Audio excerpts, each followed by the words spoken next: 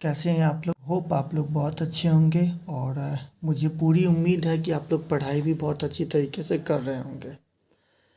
तो हम लोग CDP का टॉपिक कवर अप कर रहे थे और थ्योरेटिकल टॉपिक चल रहा था। तो आज का हमारा टॉपिक है असेसमेंट एंड इवोल्यूशन, यानी कि आकलन और मूल्यांकन। तो बिना टाइम वेस्ट किए हुए हम लोग टॉपिक के ऊपर चर्चा करते हैं और इसके ऊपर जो है सो हम लोग कंसेप्ट बिल्डिंग करते हैं। ध्यान रहे हम लोग रोट लर्निंग से बचेंगे और जो कंसेप्ट बिल्डिंग कैपेसिटी है उसको बढ़ाएंगे। तो आइए हम लोग देखते हैं असेसमेंट यानी कि आकलन क्या होता है। आकलन क्या होता है कि किसी भी चीज़ के बारे में जानकारी इकट्ठा करना, इसी को जो है सो आकलन कहते हैं। और ये टीचिंग पीरियड टाइम में जो है सो कंटिन्यू चलते रहता है, यानी कि अगर हम पढ़ा रहे हैं तो बच्चे का आकलन लगातार करते रहना चाहिए और ये लगातार चलते रहता है। इसी को जो है सो आकलन कहते हैं, यानी कि असेसमेंट कहते हैं। अब असेसमेंट क्या होता है, असेसमेंट से क्या होता है?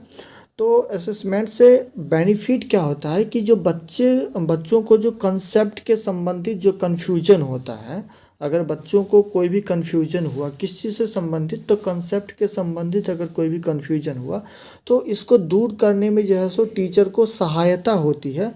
और कैसे दूर करते हैं, तो जैसे क्लास में पढ़ा रहे हैं और लगातार अगर कुछ क्वेश्चंस पूछती है टीचर और बच्चे का जो बिहेवियर हुआ या माइंड रीडिंग हुआ या फेस रीडिंग हुआ, इससे जो है सो आकलन पता चलता है। और जब आकलन पता चलेगा तो फिर टीचर ये भी डिसाइड कर लेगा कि बच्चा समझ पा रहा है या नहीं समझ पा रहा है। अगर बच्चों को कंसेप्ट के संबंधित कोई भी कन्फ्यूजन होगा तो टीचर उसको दूर करने में जो है सो दूर करने का कोशिश करेगा।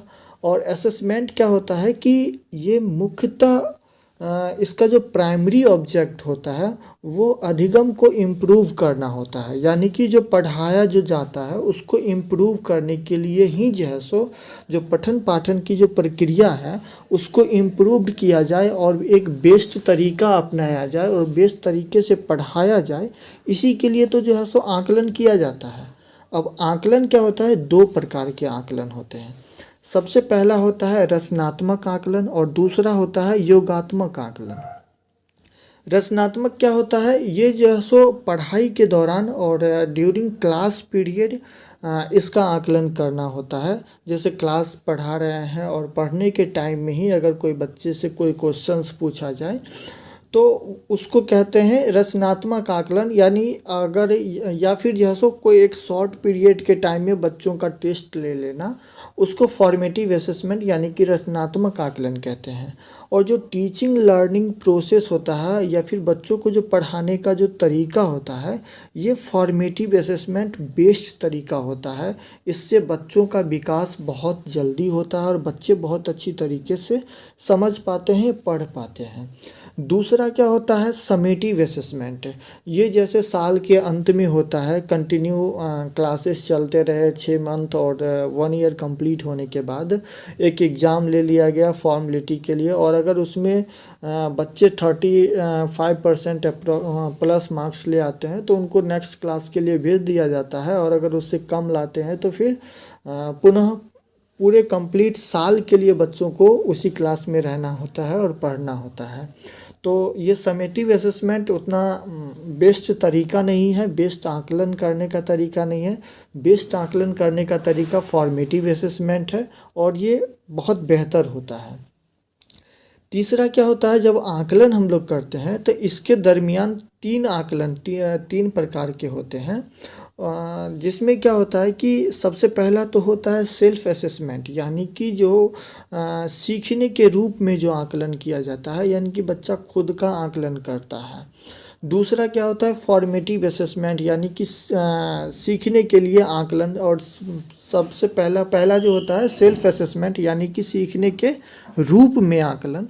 दूसरा होता है सीखने के लिए आकलन, जो कि फॉर्मेटिव असेसमेंट होता है। और सीखने का आकलन, यानी कि जो बच्चा सीख लिया है और जो उसके अंदर ज्ञान आ गया, जो ज्ञान का अर्जन हो गया, या जो उनका मतलब जो मेंटल डेवलपमेंट हुआ, इसका जो आकलन किया जाता है उसको समेटिव असेसमेंट कहा जाता है। और उस समेटिव असेसमेंट के रूप में उसका आकलन होता है। नेक्स्ट हमारा टॉपिक है इवोल्यूशन यानी कि मूल्यांकन। मूल्यांकन क्या होता है कि नेक्स्ट हम लोगों का टॉपिक है मूल्यांकन। और इसमें क्या होता है कि किसी भी व्यक्ति या वस्तु के बारे में उनका जो है सो गुण या दोष का जो विवेचना करके और सही निर्णय तक पहुंचना मूल्यांकन कहलाता है। और ये दो प्रकार के होते हैं, मतलब ये दो होते हैं। पहला होता है मात्रात्मक और दूसरा होता है गुणात्मक मूल्यांकन। नेक्स्ट हमारा टॉपिक है एवोल्यूशन का ही। ये कंटिन्यूअस एंड कम्प्रीहेंसिव एजुकेशन यानी कि CCE, ये राष्ट्रीय शिक्षा नीति 1986 के अनुसार है। इसमें क्या होता है कि बच्चों का मूल्यांकन कंटिन्यूअस होता है और इससे क्या होता है कि जो बच्चा का जो शॉर्ट पीरियड में गलती करता है और जो पढ़ने का तरीका होता है, उनका आंसर राइटिंग करने का तरीका हुआ या उनके सोचने का तरीका हुआ, इसका मूल्यांकन करके और शॉर्ट पीरियड में बच्चों के प्रॉब्लम्स को सॉल्व करने के लिए CCE पैटर्न लाया गया है, जिससे बच्चों का जो जल्दी गलती जो करता है और ये गलती लॉन्ग टर्म के लिए इफ़ेक्टिव ना हो और लॉन्ग टर्म में प्रभावित ना करे, इसके लिए जो है सो CCE पैटर्न लाया गया था। और इसमें बच्चा का शॉर्ट पीरियड में जैसे फॉर्मेटिव असेसमेंट हो गया, फिर इंटरनल असेसमेंट हो गया, देन समेटिव असेसमेंट हो गया, तो इस तरीके से मूल्यांकन करना, स्टेप बाय स्टेप मूल्यांकन करना, इसी को CCE पैटर्न कहा जाता है। इट मीन्स कि सतत और व्यापक मूल्यांकन, continuous and comprehensive evaluation. Next है स्कूल बेस्ड असेसमेंट। ये खुद के टीचर के बारे में होता है और टीचर खुद के जो है सो कैपेसिटी और उनके क्षमताओं को कैसे बेहतर किया जाए और बच्चों के समक्ष और कितना बेहतरीन तरीके से अपने सब्जेक्ट को पढ़ा पाए और उनको समझा पाए, इसकी क्षमताओं का मतलब आकलन करने के लिए स्कूल बेस्ड असेसमेंट होता है और ये टीचर के लिए होता है। दूसरा क्या है कि गत्यात्मक मूल्यांकन यानी कि डायनेमिक असेसमेंट होता है। डायनेमिक असेसमेंट क्या होता है, यह बच्चों की जो है सो विशिष्ट अधिगम और जो है सो आवश्यकताओं को समझने में हेल्प करता है बच्चों की। है मूल्यांकन की विशेषता, यानी कि इसमें क्या होता है, सबसे पहला है वैधता यानी कि वैलिडिटी। इसमें जिस चीज़ के बारे में हम जानकारी इकट्ठा करना चाहते हैं उसी चीज़ का पता करना वैधता यानी कि वैलिडिटी कहलाता है। दूसरा है विश्वसनीयता, यानी कि विभिन्न परंतु एक जैसी परिस्थिति में किसी प्रश्न, परीक्षण या परीक्षा का उत्तर पूर्णतः एक ही प्रकार का होगा तो ऐसे मापन को विश्वसनीयता कहलाता, मतलब इस ऐसे मापन को विश्वसनीयता कहते हैं। तीसरा है व्यावहारिकता यानी कि प्रैक्टिकली। ये जो है सो व्यावहारिकता क्या होता है कि मूल्यांकन की प्रक्रिया लागत, समय और प्रयोग सरल की दृष्टि से वास्तविक, व्यावहारिक और कुशल होनी चाहिए। नेक्स्ट दो टॉपिक और है।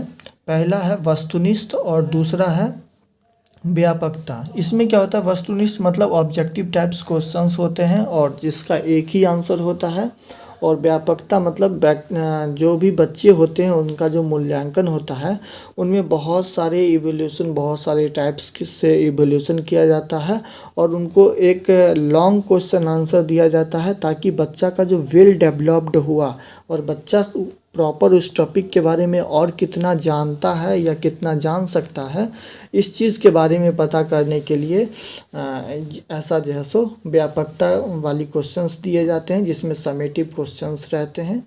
तो ये हुआ। अब हम लोगों का इवोल्यूशन का एक ये है पोर्टफोलियो। पोर्टफोलियो क्या है, इसमें बच्चे से जुड़े सभी जानकारी इकट्ठा होती है। पोर्टफोलियो बेसिकली एक फ़ाइल होता है, एक ऐसा फाइल होता है और इस फाइल में क्या होता है कि बच्चे से जुड़े हर प्रकार की जानकारी होती है, उनके परिवार के बारे में, उनका व्यक्तिगत, उनका व्यावहारिक बारे में, ये सारी चीज़ें जो है सो जानकारी होती है और ये एक शॉर्ट पीरियड टाइम के लिए बनाया जाता है ताकि जो बच्चा में क्या प्रोग्रेस हुआ और क्या नहीं हुआ इसका जो है सो मूल्यांकन किया जा सके। नेक्स्ट है रिकॉर्ड। रिकॉर्ड में क्या है, एनो का रिकॉर्ड में सबसे पहला रिकॉर्ड है। ये दो प्रकार के रिकॉर्ड्स होते हैं। सबसे पहला जो है सो ये होता है कम्युलेटिव रिकॉर्ड। इसमें क्या होता है कि सी से क्लास और सी से कम्युलेटिव, यानी कि इसमें बच्चे के क्लास के संबंध में जो है सो रिकॉर्ड स्थापित करना, उनका एकेडमिक जानकारी रखना, ये सारी चीज़ें जो है सो होती है। दूसरा क्या होता है जिसमें बच्चे के बिहेवियर और उनके स्किल्स और उनका जो प्रॉपर डेवलपमेंट होता है उनके बारे में जो है सो रिकॉर्ड स्थापित करना। तो ये दो प्रकार के रिकॉर्ड हुए, जिसमें एक में बच्चा का बिहेवियर, उनके स्किल्स, उनके एटीट्यूड के बारे में रिकॉर्ड रखना, और दूसरा होता है कम्युलेटिव रिकॉर्ड, जिसमें बच्चे के क्लास से संबंधित जो है सो रिकॉर्ड रखना ये होता है। तो यही था आज हम लोगों का टॉपिक, इवोल्यूशन एंड असेसमेंट, यानी कि आकलन और मूल्यांकन। तो फिर मिलते हैं नेक्स्ट क्लासेस में, तब तक आप लोग रिवाइज करते रहिए और अच्छे से पढ़ते रहिए।